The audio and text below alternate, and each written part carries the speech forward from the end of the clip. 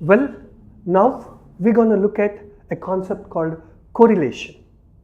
Correlation is a very important topic when it comes to LoadRunner or performance testing. If you don't identify the values that needs to be correlated and do the correlation properly, your script will not work properly. Well, let's try to understand what is this correlation and how it will affect our VueGen script. There are some dynamic values in the script. When I say dynamic values, these are the values which changes from iteration to iteration or vUser to vUser or from execution to execution.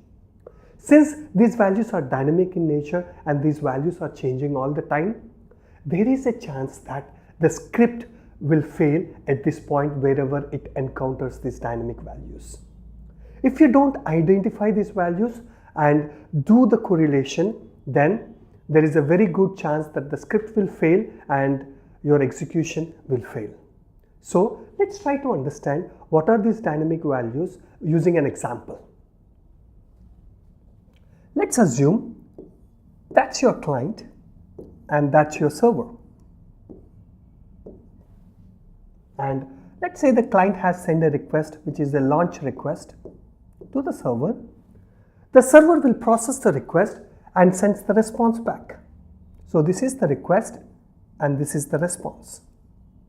Now the server, when it sends the response back for the launch request, it also sends a session ID, which is a dynamic value over here.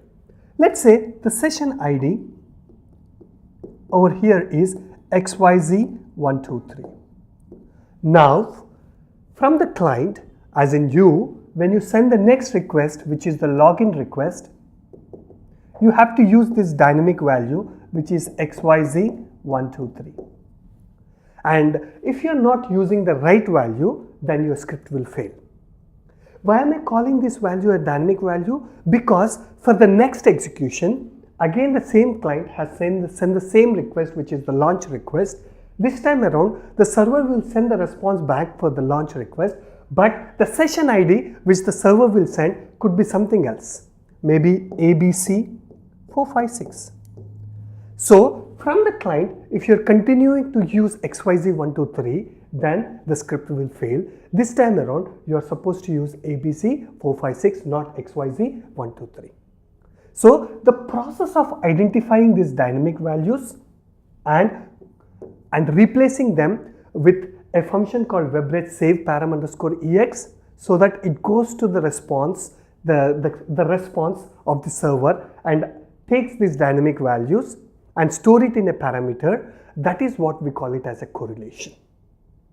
So again, I will repeat it out, guys. So the process of identifying these values and capturing these values into a parameter is called the correlation. So there are two ways of correlation. One is the manual correlation and second one is the automatic correlation. The automatic correlation, as the name suggests, it will be automatically done by the tool and it's very easy. The manual correlation is a little tough because you are the one who have to identify these dynamic values and then replace them with the parameters.